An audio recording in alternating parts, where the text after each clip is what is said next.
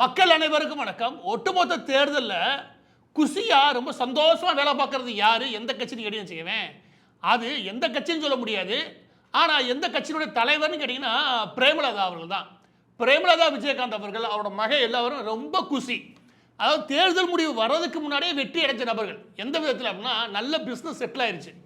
ஏன்னா 300 கோடி அளவிற்கு பிஸ்னஸ் செட்டில் ஆனதில் அந்த அம்மாவுக்கு கை கால் புரியல, எல்லா பக்கமும் போய் தேவையில்லாமல் அதிகமாகவே பேசுது. இதில் என்ன கொடுமை அப்படின்னா விஜயகாந்த் அவர்கள் தேமுதிகவை நடத்தும் போது கட்சியை ஜாதி பார்த்தோ இல்லாட்டி மதம் பார்த்தோ பிரித்து வச்சு வாய்ப்புகள் கொடுக்காம அவர் நடத்தல. அவரோட ஜாதி சங்கம் நடத்தலை. அவர் ஒரு அரசியல் கட்சி தமிழக மக்களுக்காக நடத்தினார். ஆனால் இவங்க இந்த தேர்தலில் 10 வேட்பாளர் அறிவிச்சிருக்காங்க. அதில் 1 தனி தொகுதி. அது தவிர 6 தொகுதிகள் இருக்கு இல்லையா, அதில் ஏறக்குறைய இவங்களுடைய சொந்தக்காரங்க தான். இப்படி கொடூரமாக ஒரு பக்கத்து பிசினஸ் நல்லா 300 கோடிக்கு பார்த்துட்டோம், இன்னொரு பக்கம் ஜாதி சங்கம் மாதிரி மாத்துறது இல்லையா, இது அருவருக்கத்தக்க போக்கு. இந்த போக்கு ஒரு பக்கத்து இருக்கு அப்படின்னா, இன்னொரு பக்கத்து தான் தம்பிய ராஜ்யசபா எம்பி, தான் ஒரு எம்எல்ஏல வேட்பாளர், அவர் மகன் ஒரு எம்எல்ஏல வேட்பாளர். இதுல இவரோட மகனுக்கு விருதுநகர் சீட்டு. இப்ப தேமுதிகவுடைய பிரேமலதா அவர்கள் அங்கே போய் பிரச்சாரம் பண்றாங்க. ஏதோ இருக்கிறதுலே பெரிய பெரிய சாதனைகள் பண்ண மாதிரி, தன் மகனை வெற்றி பெற வைக்கிறதுக்கு என்ன பொய் வேணாலும் சொல்றதா. நான் வேற ஒன்றும் கிடையாது, நான் அந்த தொகுதி யாரு, அந்த தொகுதியில் இருக்கிற 2 அமைச்சரை வச்சு இவங்க இருக்கக்கூடிய விருதுநகரை ஒரு எடுத்துக்காட்டை வச்சே சொல்றேன். தமிழகம் முழுவதும் இருக்கக்கூடிய நபர்கள் நீங்க எளிமையாக புரிஞ்சுக்கிறதுக்கு இந்த ஒரே ஒரு மாவட்டம் இருக்குல்ல, அது மிச்சம் 2 அமைச்சர்கள், ஒருத்தர் தங்கம் தென்னரசு, இன்னொருத்தர் KKSR ராமச்சந்திரன் அவர்கள். இந்த 2 பேருமே அங்கிருந்து, ஒருத்தர் தொழில்துறைக்கு, இன்னொருத்தர் பேரிடர் மேலாண்மை, அதுக்கப்புறம் வருவாய்த்துறை. இந்த 2க்கும் இந்த 2 பேரும் அமைச்சர்கள்.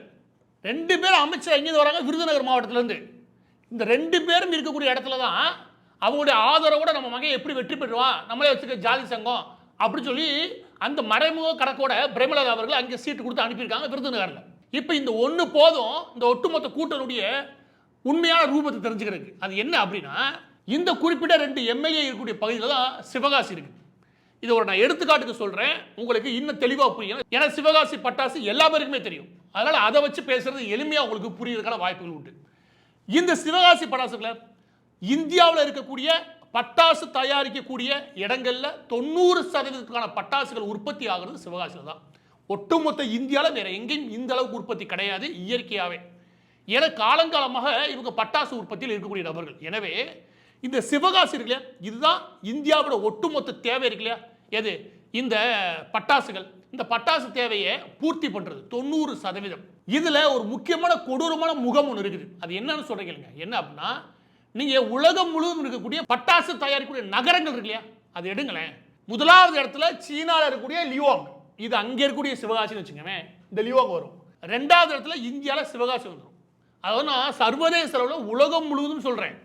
உலகம் முழுவதும் இந்த பட்டாசு தயாரிக்கிறதுல முதல் இடத்துல சீனால ஒரே ஒரு நகரம் வரும், இந்தியாவில் ஒரே ஒரு நகரம் வரும். 2வது இடத்துல சிவகாசி இருக்கும். ஆனால் இந்த 2 நகரங்களுமே ஒரு 5 வருஷத்துக்கு முன்னாடி நீங்கள் அதை அப்படியே எடுத்து பார்த்தீங்கன்னு வச்சுக்கோங்க, இந்த 2 நகரத்துக்குமான வித்தியாசம் தெரியும்.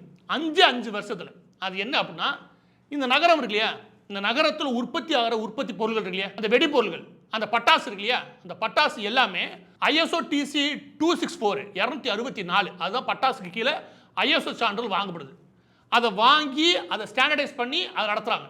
இங்கே எந்த சான்றிதழும் கிடைக்கவே இல்லை. இதில் இன்னொரு கொடுமை சொல்லவா, ISO திரும்ப என்ன சொல்றாங்க அப்படின்னா, இந்த பட்டாசு தொழில்கள் சம்பந்தமாக அந்த தொழிலாளர் நலன், தொழில் மேம்பாடு, அந்த தொழிலாளர்களுடைய அது முதலீட்டாளர்களே அவங்களுடைய மேம்பாடு, இதற்காக ஒரு புரோட்டோகால், அதாவது இதற்காகவே ஒரு சரியான வழிவகைகளை உருவாக்குறாங்க. அந்த வழிவகைகளை இன்டர்நேஷனல் இருக்கக்கூடிய UK, அமெரிக்கா, சீனா ரொம்ப முக்கியம், சீனா, நெதர்லாந்துலாம் உள்ள இருக்கான். என்னவா, P மெம்பர் பிரசிடண்டா இருப்பாங்க, இல்லாட்டி அப்சர்வரா இருப்பாங்க. 2 மெம்பர் உள்ள இருப்பாங்க. இது நீங்க கவனிச்சீங்கன்னு வச்சுக்கவே, இவங்க 5 வருஷத்துல என்ன பண்ணாங்கன்னு உங்களுக்கு புரியும். நிறைய பேர் என்ன நினைக்கிறீங்கன்னா, பட்டாசு ஆமாங்க மாசு அடையுதுலங்க, எது ரொம்ப பெரிய அளவு பட்டாசு வெடிக்கிறதுனால அன்னைக்கு ஒரு நாள் ரொம்ப பெரிய லெவலில் தீபாவளி வந்துட்டா பட்டாசுக்கு எதிராக ஒரு பெரிய பிரச்சாரமே உண்டுன்னு வச்சுக்கவே, அப்படியே காற்று மாசை பற்றி பேச ஆரம்பிச்சுடுவாங்க. ஆனால் உண்மை என்ன அப்படின்னா, இந்த பட்டாசு தொழிற்சாலையை அழிக்கிறதுக்கு தான் ஊருக்குள்ள 1000 பேர் இருக்கான ஒளிய, எவனும் சரி கட்டுறதுக்கு அவனும் இல்லை. அந்த பக்கத்திலிருந்து வந்த அமைச்சர்களுக்கு அதில் அக்கறையே கிடையாதுன்றதுக்காக நான் சொல்ல வரேன். அது என்ன அப்படின்னா, ISO உடைய ஸ்டாண்டிங் கமிட்டின்னு ஒன்று இருக்கும். அந்த ஸ்டாண்டிங் கமிட்டியில் அப்சர்வராகவும் இல்லை, பிரசண்டராகவும் இல்லை, அதாவது அதை கவனிக்கக்கூடிய அதில் ஆலோசனை சொல்லக்கூடிய இடத்துலையும் இல்லை சிவகாசிலேருந்து இல்லை தமிழ்நாட்டிலேருந்து யாருமே கிடையாது. அதற்கடுத்து அதில் ஏதாவது கவனிப்பாளராக அவங்க எடுக்கக்கூடிய முடிவுகளை கவனித்து நம்ம இடத்துல இம்ப்ளிமெண்ட் பண்ணுவோம் அப்படின்னு நடைமுறைப்படுத்துவோம் அப்படின்னா அந்த இடத்துலையும் இல்லை. இந்த 2 இடத்துலையுமே இல்லாத ஒரே நகரம் சிவகாசி. உற்பத்தியே இல்லாமல் யூகே, நெதர்லாந்துலாம் உள்ளே இருக்காங்க. ஆனால் இவன் ஏன் போகவே இல்லை, இவன் ஏன் போகவே இல்லைன்னு நம்ம கேட்டோன்னு வச்சுக்கவேன். நான் இதெல்லாம் ஆய்வு பண்ணணும்னு சொல்கிறேன். ஏன் கேட்டோம்னா இந்த அரசுக்கு அக்கறையே இல்லை. 2 அமைச்சர்கள் விருதுநகர் மாவட்டத்தில், வறுமை நிறைஞ்ச மாவட்டத்திலிருந்து 2 அமைச்சர்கள் வந்திருக்காங்க. 2 அமைச்சர்கள், ஒருத்தர் தொழில்துறை அமைச்சர், இன்னொருத்தர் வருவாய்த்துறை அமைச்சர். 2 பேருக்குமே தெரியும் இந்த மாவட்டத்தோட நிலைமை. நம்மளுடைய மாவட்டத்துடைய மிக முக்கியமான தொழில் இந்த பட்டாசு. அந்த பட்டாசு தொழிற்சாலையை பற்றி ஏதாவது பேசியிருக்கோம்னா கிடையாது. அதனுடைய மேம்பாட்டுக்கு ஐஓசோ இருக்கக்கூடிய அந்த ஸ்டாண்டிங் கமிட்டியில் ஏதாவது நம்ம அப்சர்வர் அனுப்பி வச்சோமா கிடையாது. அப்போ எப்படி நீ தொழிற்சாலையை உலகம் முழு உங்களால் கொண்டு போய் சேர்க்க முடியும்னு நினைக்கிறீங்க? இங்கே இதை ஏன் நான் சொல்கிறேன் அப்படின்னா, விருதுநகர் மாவட்டம் இருக்கு இல்லையா, அதுதான் வருவாய் குறைவாக வரக்கூடிய மாவட்டங்கள் அது ஒன்று. ஸோ 4000 கோடி வருதுன்னு வச்சுக்கோங்க அந்த மாவட்டத்திலேருந்து வருவாய் அரசுக்கு. நீங்கள் டாஸ்மாக் கடை விட்டுருங்க, 4000 கோடி உற்பத்தி ஆலைகள்னு வரும்னு வச்சுக்கோங்க. ஆனால் உண்மையிலே 12,000லேருந்து 18,000 கோடிக்கு மேலே போக வேண்டியது. 18,000 கோடிக்கு இந்த பட்டாசு தொழிற்சாலைன்னு சொல்கிறேன். இது மட்டுமே அவ்வளோ பெரிய அளவுக்கு கொடுக்க முடியும். நீங்கள் பாருங்கள், 2 நகரங்கள் சொல்லனா 5 வருஷத்துல இந்த நகரம் எங்கே போயிருச்சு? 4,88,000 டன் அளவிற்கு அவங்க பட்டாசுகளை உற்பத்தி பண்ணுறாங்க. இது சீனாவில் அந்த ஒரு நகரம் மட்டும். அதே அளவில் இருந்த சிவகாசியை போட்டு அமுக்குறாங்க ஊருக்குள்ள உட்காந்து. அது வெறும் 50,000 டன் தான் உற்பத்தி பண்ணுது மேக்ஸிமம் கெப்பாசிட்டியே. அதாவது மேற்கொண்டு வளர விடாமல் அந்த தொழிற்சாலை இல்லையா, அது போராடி இருக்கணும். 24 அது போராடிட்டே இருக்குது, தன்னுடைய வாழ்வாதாரத்துக்கு போராடணும். மேற்கொண்டு தீபாவளி மட்டும்தான் உனக்கு பண்டிகை, அதுலேயும் போட்டு அமுக்கிறது, ஏகப்பட்ட கேஸை போட்டு அப்படியே ஒடுக்கிறது. கேட்டால் காற்று மாசுன்றப்பில்லை. அப்படின்னா மாற்று வழிகள் ஒன்று இருக்குல்ல, அந்த மாற்று வழிகள் ஏதாவது ஐடியா போட்டியா? ஆமாம் போட்டேன். தீபாவளி அன்னைக்கு காலைல 1 மணி நேரம் வெடிக்கணும், சாயந்தரம் ஒரு 1 மணி நேரம் வெடிக்கணும். இதுக்கா நீ அரசு நடத்துகிற? அந்த 1 மணி நேரம் சொல்லல, அதை அமல்படுத்த இருக்கட்டும். அந்த பட்டாசு தொழிற்சாலை எப்படி சீனா இவ்வளோ உற்பத்தி பண்ணுறான், நீ ஏன் அவ்வளோ உற்பத்தி பண்ணல? ஏன் நான் சொல்லவா? ஏன்னா நீ ஐஎஸ்ஓ டிசி 264 கீழே இருக்கக்கூடிய அந்த ஸ்டாண்டிங் கமிட்டியில் இல்லை. நீங்கள் எல்லாம் புரிஞ்சுக்கோங்க, காற்று மாசுனால இந்த பட்டாசு தொழிற்சாலைகளை நிப்பாட்டுற அளவுக்கு பெரிய லெவலில் பிரச்சாரங்களாக இருக்குது. ஆனால் அதுக்கான மாற்று ஏற்பாடுகளை பண்ணி அதில் இருக்கக்கூடிய சில முக்கியமான மூலப்பொருட்களை மாற்றி பட்டாசு ஆரோக்கியமாக உற்பத்தி பண்ணுறதுக்காக தான் ஐஎஸ்ஓ இருக்குது. அந்த ஐஎஸ்ஓவை வாங்கி நாமளும் நடைமுறைக்கு கொண்டு வந்து அந்த தொழிலாளர்களை அதை முறைப்படுத்தி அந்த தொழிற்சாலைகளை முறைப்படுத்தி உற்பத்தி திறனை அதிகரித்து 5 வருஷத்தில் கொண்டு வந்திருப்போம்னா கிடையாது. எப்படிரா அது தொழிற்சாலையில் அழிக்காத ஒரு கும்பல் அலையுதுன்னா அதை பற்றி கண்டுக்காமே 2 அமைச்சர் இருக்காங்கன்னா அது இந்த ஏரியாவில் தான். அந்த சீனாவில் இருக்கிற நகரத்தில் 431 ஃபேக்ட்ரி தான் இருக்குது. ஆனால் இங்கே ஏறக்குறைய 5000 7,000 சிறு குறு தொழில்கள் இருக்குது. அப்போ இதுதான் அதிக கவனம் தேவை கேட்டா. அந்த சீனா ஒட்டுமொத்தம் உலகத்தில் கூடிய பட்டாசு இருக்கு இல்லையா, அது ஏற்றுமதி பண்ணுறாங்களே, அது ஏற்றுமதி பண்ணுறதுல 90% சீனா மட்டும்தான் இருக்காங்க, வேற எந்த நாடும் கிடையாது. அதற்கடுத்து அந்த நாட்டோட போட்டி போகிறதுக்கு இந்தியாவால் முடியும். அதில் ஒரே ஒரு நகரத்தால் முடியுமா, அது சிவகாசியால் மட்டும்தான் முடியும். சிவகாசியால் மட்டும்தான் சீன உற்பத்தியாளர்களே அவங்களோட போட்டி போட்டு நிற்க முடியும். அப்போ அவங்களுக்கு என்ன போகணும், நம்ம இவ்வளோ முக்கியமாக வேற யாருக்கும் இல்லாத ஒரு தனித்துவம் இருக்குது ஒரு நகரத்துக்கு. அந்த தனித்துவமான இண்டஸ்ட்ரியில் ஏதோ ஒரு ப்ரெஷர் இருக்குது, அதை மாற்றி அமைச்சு அவங்களுக்கு தேவையான ஏற்பாடுகள் பண்ணுவோம்னு இந்த 2 அமைச்சர்களில் ஒட்டுமொத்த திமுக அரசாங்கத்துக்கு அக்கறை கிடையாது. அந்த அக்கறை இல்லாதனால தான் சீனாவில் அந்த குறிப்பிட்ட நகரம் 15,000 20,000 கோடி வருமானம் பார்க்குது. ஆனால் இதே சிவகாசி 850 கோடி 1000 கோடி பார்க்கறதுக்கு திண்டாடுது. அதனால முடியல, போட்டு அமுக்கிறதுல இருக்கானுங்க. இதற்கு தீர்வுன்னு வச்சுக்கோங்க, ஒரு பொருளை ஒரு நகரம் உற்பத்தி பண்ணுது, அந்த நகரத்துக்கு அதுக்கான திறன் இருக்கு இயற்கையாகவே அப்படின்னு வச்சுக்கோங்க. அந்த இடத்துல ஆய்வு கூடங்களை உருவாக்குவாங்க எல்லா நாடுகளும் எல்லா மாநில அரசுகளும் வச்சுக்கோங்க. இது ஏதாவது ஒரு ஆய்வு கூடங்களை இங்கே உருவாக்கி இந்த பட்டாசு தொழிற்சாலை இல்லையா, அதில் மாற்று ஏற்பாடுகள் உருவாக்கி பட்டாசு தொழிற்சாலை அழியாமல் இன்னும் வளர்றதுக்கு ஏற்பாடுகள் பண்ண முடியுமானா பண்ண முடியும். ஆனால் அதற்கு எந்த ஏற்பாடும் பண்ணாமல் வெறும் 50 கோடி கூட ஆகாது அதுக்கு உற்பத்தி பண்ணுறது. உண்மையிலே சொல்ற எளிமையான ஆய்வுகள் தான் அதெல்லாம். ஒரு 150 கெமிஸ்ட் சம்பந்தப்பட்ட ஆய்வாளத்துக்கு உள்ள போட்டேன்னு வச்சுக்கோங்க, எளிமையாக அதுக்கு தீர்வு கண்டுபிடிச்சிட முடியும். எது ஐஎஸ்ஓ ஸ்டாண்டர்ட. அதுக்கு ஏதாவது முயற்சி பண்ணாலும் ஒரு கல்லை கூட தூக்கி போடல. இதோட சேர்த்து மிக முக்கியமான என்னமா, இங்கே இருக்கக்கூடியது சில பேரோடலாம் வட இந்தியர்களோட வச்சுக்கோங்க, இவங்கிட்ட காசை வாங்கி இவங்க வாயில போட்டதான் மிச்சம். திமுக கவர்மெண்ட் உள்ள இருக்கக்கூடிய அந்த தொழிலாளர்கள் 80% பேர் தலித்துகள், அதுல 70% பெண்கள். இவங்களுக்கு என்னன்னா மேன் பவர் கம்மியாக கிடைக்குதுல அப்படியே விட்டுட்டாங்க. அந்த இண்டஸ்ட்ரி மேற்கொண்டு வளராமல் நாசமாக போகிறதுக்கு என்ன தெரியுமா காரணம்? திமுக கவர்மெண்ட் தான் காரணம். 5 வருஷம் இந்த லட்சம் நடந்துச்சு. நான் என்ன கேட்குறேன் அப்படின்னா, 2 அமைச்சர்கள் திமுக அமைச்சர்கள் பவர்ஃபுல்லாக அங்கேருந்து வந்து அந்த மாவட்டத்தில் கூட மிக முக்கியமான பிரச்சனைக்கு எந்த தீர்வும் காணாமல், அது மேற்கொண்டு கண்டுக்காமல், அவரோட வளர்ச்சிக்கு எந்தவித யோசனையும் இல்லாமல், உலகம் முழுவதும் பிரபலமாக இருக்கக்கூடிய வாய்ப்புகளையும் கிடைக்காம பண்ணிட்டு என்ன இந்த திமுக அரசால இனிமே பண்ணிட முடியும் நினைக்கிறீங்க? நான் சொல்றேன், திமுக அரசுக்கு ஒட்டு மொத்தமா எடுத்துக்காட்டாக ஒரே ஒரு மாவட்டத்தை வச்சு நீங்க பேச முடியுமா? விருதுநகர் மாவட்டத்தை வச்சு பேச முடியும். ஏன்னா 2 அமைச்சர் உள்ளது வராங்க. இதுல ராஜபாளையம் ஒன்று இருக்குது, ஸ்ரீவில்லிபுத்தூர் அதுவும் இங்கே வருது வச்சுக்கவே. தறி நெய்கிறது, நீங்க ராஜபாளையத்தை தறி நெய்வான்ற உங்களுக்கு தெரியவே தெரியாது. ஸ்ரீவில்லிபுத்தூரா பால்கோவா, அங்கே தறி போடுவாங்க, அங்கே ஹேண்ட்லூம் இருக்குது, பெரிய லெவல் டெக்ஸ்டைல் இண்டஸ்ட்ரி வளர்றதுக்கான வாய்ப்புகள் இருக்குது. அதையும் ஒழிச்சு கட்டது இவங்க தான் வச்சுக்கவேன், கரண்ட் பில்ல. எனவே தன்னோட சொந்த மாவட்டத்துக்கு ஏதாவது அமைச்சர்கள் பண்ணாங்களா? கிடையாது. தன்னோட சொந்த தொகுதியான அருப்புக்கோட்டைக்கு KKSSR ராமச்சந்திரன் ஏதாவது பண்ணாரா? அதுக்கு தண்ணியே கிடைக்கல. அங்கே தாமிரபரணி தண்ணியை கொண்டு வரேன், அதை கொண்டு வரேன், ஒரு 650 கோடி திட்டம் அறிவிச்சாங்க. அது என்ன நிலைமையில் இருக்குன்னு தெரியல, தண்ணியே கிடைக்கல. இந்த படம் திருசுழி, தங்கம் தென்னரசு, இந்த ஒட்டுமொத்த விருதுநகர் மாவட்டமே எல்லா பேருமே திமுக தான் வெற்றி, திமுக கூட்டணியில் காங்கிரஸ் வெற்றி, அவ்வளவுதான். இந்த 5 வருஷத்துல என்னையா பண்ணீங்கன்னு கேளுங்க.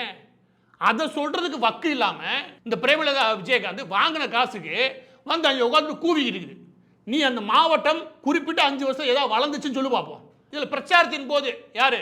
விஜயகாந்த் அவருடைய பையன் தவசி வாக்கு மாற மாட்டான். இந்த வசனம்லாம் தேவையில்லை. ஊரில் 300 கோடிக்கு வியாபாரம் பார்த்துட்டு தவசி சொல்ல மாற மாட்டான். நீ மாவட்டம் என்ன லட்சம் இல்லைன்னு பேசு. நீ போய் அவன் கால அமைக்கிறதுல இருந்தீங்கன்னா அந்த மாவட்டம் உருப்பட்ட மாதிரி தான். அந்த மாவட்டத்தில் என்ன செஞ்சான்னு சொல்லி பார்ப்போம். மாவட்டத்தில் என்ன செஞ்சான்னு சொல்றதுக்கு யாருக்கும் வக்கு இல்லை. பிரேமலதா விஜயகாந்த் போடுறதும் துப்பு இல்லை. ஆனா பாருங்க, இது கொஞ்சம் கூட கூச்சமே இல்லாம குசியா வந்து பிரச்சாரம் பண்ணிட்டு போயிருக்காங்க. இந்த ஒட்டுமொத்த விருதுநகரை எடுத்துக்கிட்டீங்கன்னா தற்போது நிலையில் அவங்களுக்கு இருக்க விமோச்சனம் என்னன்னு வச்சுக்கவே, எனக்கு தெரிஞ்ச அதிமுக பாஜக கூட்டணி வேட்பாளர்கள் தான். எடுத்துக்காட்டுக்கு சாத்தூர்ல பாஜக தலைவர் நயினா நாகேந்திரன் அவர்கள் நிற்கிறார். நயினா நாகேந்திரன் அவர்களால் அது பட்டாசு தொழிற்சாலைக்கான முழு தீர்வை கொடுக்க முடியும். ஏன்? மத்திய அரசு இணக்கமாக போய் அங்கிருந்து தேவையான தீர்வுகளை கொடுத்து அந்த ISO கமிட்டிக்கு அனுப்பி அதற்கு தேவையான தீர்வுகளை இங்கேயும் கொடுத்து இங்கே தேவையான ஆய்வு கூடங்கள் அமைக்கிறதுக்கான பணிகளை மேற்கொண்டு இதை மேம்படுத்த முடியும். இன்னொரு இண்டஸ்ட்ரி இருக்கு சாத்தூர்ல. அது என்ன அப்படின்னா, இந்தியாவிலேயே இந்த தீப்பெட்டி இருக்குல்ல, அதுல 80% உற்பத்தி பண்றது சாத்தூர்ல. அதான் சொல்ற, விருதுநகர் மாவட்டமே உற்பத்தி இருக்கு, வருவாய் கடையெல்லாம் வாய்ப்பு இருக்கு. ஆனா அந்த வருவாய் வாய்ப்பை பத்தி கவலையே படாம இருந்த 5 வருஷமா திமுக. இந்த தீப்பெட்டி தொழிற்சாலை இருக்கு இல்லையா, இந்த தீப்பெட்டி தொழிற்சாலைக்கு ஏற்றுமதிக்கான வாய்ப்பு உச்சகட்டமா இருக்கு. ஆப்பிரிக்கா, மிடில் ஈஸ்ட் இல்லையா, அது ஃபுல்லா இருக்கு. அப்ப இந்த இண்டஸ்ட்ரி ஏதாவது டெவலப் பண்றதுக்கு அதுக்கு தேவையான வேக்ஸ், சல்ஃபர், அதுக்கப்புறம் பாஸ்பரஸ். இல்லை சல்ஃபர் இங்கே சரியா கிடைக்கல, பாஸ்பரஸ் இங்கேயே கிடைக்கும். அதோட மூலப்பொருளை கொண்டு வந்து சேர்க்கறதுக்கு ஏதாவது தீர்வுகள் சமீப காலத்தில் விலை கூடிடுச்சுன்னா அதுக்கான தீர்வுகள் ஏதாவது ஒரு மீட்டிங் உட்காந்து இந்த 2 அமைச்சர் பேசலாம்னு சொல்லி பார்ப்போம். வெட்கமே கிடையாது. எனவே இந்த விருதுநகர் மாவட்டத்தை பொறுத்த வரைக்கும் விவசாயம் தாண்டி இந்த 3 வகையான தொழிற்சாலைகள் இருக்குல்ல, ஒரு பக்கத்து தீப்பெட்டி தொழிற்சாலையாகட்டும், இன்னொரு பக்கத்து இந்த பட்டாசு தொழிற்சாலைகளாகட்டும், இல்லாட்டி இந்த டெக்ஸ்டைல் இண்டஸ்ட்ரி ஆகட்டும், இது 3ஐயும் அடுத்த கட்டத்துக்கு வளர்க்கறதுக்கான அதிகப்படியான வாய்ப்புகள் இருந்தோம். அந்த வாய்ப்புல 1% கூட இந்த 2 அமைச்சர்கள் பண்ணவே இல்லை. அங்கேருந்து தேர்வாய் போனோம். ஆனால் இந்த எல்லா இண்டஸ்ட்ரிக்கும் போதுமான வாய்ப்புகளை யாரால உருவாக்க முடியும் அப்படின்னா, பாஜக தலைவர் நயினா நாகேந்திரன் சாத்தூர்ல போட்டிடுறாரு. இவங்களுடைய கூட்டணி இருக்கு இல்லையா, அதிமுக பாஜக கூட்டணி, இவங்களால மத்திய அரசுடன் சேர்ந்து இணக்கமா வேலை பார்த்து உங்களுக்கு தேவையான விஷயங்களை கொண்டு வந்து சேர்த்துட முடியும். அடுத்த 5 வருஷம், இன்னும் இந்த 5 வருஷம் போச்சு இல்லையா, இதே மாதிரி பாஜக அரசை குறை சொல்லிட்டு பொழுது ஓட்டுவானுங்க திமுக. இது தேவையா? இல்லாட்டி குறை சொல்லாம உருப்படியா ஏதாவது வேலை பார்க்குற ஆளுகள் தேவையா? இதை தான் விருதுநகர் மாவட்டம் மட்டும் கிடையாது, ஒட்டுமொத்த தமிழகமும் யோசிக்கணும். எனவே பதிவோட இறுதியாக நான் சொல்றது இதுதான், 2 அமைச்சர்கள் இருந்துமே விருதுநகர் மாவட்டம் 5 வருஷத்துல ஒரு நயா பைசா பிரயோஜனம் கிடையாது. அந்த லட்சணத்தில் அது இருக்கு. ஒருவேளை அதுக்கு வாய்ப்பு இல்லையானா எல்லா விதமான வாய்ப்பு இருக்குது, அந்த வாய்ப்பு எதுவுமே கிடைக்கவே இல்லை. அதை மேம்படுத்துறதுக்கு ஏதாவது முயற்சி பண்ணாலும் அதுவும் கிடையாது. எந்த அக்கறையும் இல்லாமல் 2 அமைச்சர் அங்கேருந்து கொஞ்சம் கூட வெக்கமே இல்லாமல் அங்கேருந்து தேர்வாய் 5 வருஷம் சுத்திட்டு இன்னைக்கு திரும்ப போய் ஓட்டு கேட்கறாங்க, அதே இடத்துல நிற்கிறாங்க. மக்கள் என்ன முட்டாள் நடத்தி செய்யறாங்க, இல்லாட்டி ஜாதி வாரியா பிரிச்சிடலாம், அதானே அந்த கணக்குனால போயிருக்காங்க. அந்த கணக்கில் தான் பிரேமலதா விஜயகாந்த் அவர்கள் தன் மகனை நிப்பாட்டிருக்காங்க. அது ஒரு ஜாதி கட்சியா மாறி போச்சு. எனவே இந்த தேர்தலை பொறுத்த வரைக்கும் விருதுநகர் மாவட்டம் இருக்குல்ல, இதுதான் மிகச்சிறந்த எடுத்துக்காட்டு ஒட்டுமொத்த தமிழகத்தினுடைய நிலைமைக்கு. இந்த விஷயம் தெரிஞ்சிடும்னா அரசியல்வாதிக்கு கொஞ்சமாவது பயம்னு ஒன்று வேணும். அதுக்கு இந்த ஒட்டுமொத்த தொகுதிகளுமே இந்த திமுக தலைமையான கூட்டணிகளை ஒட்டுமொத்தமாக தோல்வியை தழுவுறது தான் நல்ல தீர்வு. ஏன்னா 5 வருஷம் வெக்கமே இல்லாமல் எந்த வேலையும் பார்க்காம சுற்றிட்டு வந்துட்டு இன்னைக்கு ஓட்டு கட்டியிருக்காங்க. இதில் மாற்று தீர்வாக இருக்கிறது, இவங்களை தோற்கடிக்கிறதுக்கான வல்லமை இருக்கிறது எனக்கு தெரிஞ்சு என்டிஏ தான். எனவே தமிழகம் முழுவதும் திமுக கூட்டணி முழுமையாக தோல்வி அடையணும். முக்கியமாக அமைச்சர்கள் எல்லா பேருமே, அதில் மிக முக்கியமாக விருதுநகரில் ஒருத்தன் கூட ஜெயிக்கக்கூடாது. அப்படி ஜெயிச்சா வச்சுக்கவே நீங்கள் எந்த காலத்திலையும் உங்களுக்கு நல்லது நடக்கிறதுக்கான வாய்ப்பே கிடையாது.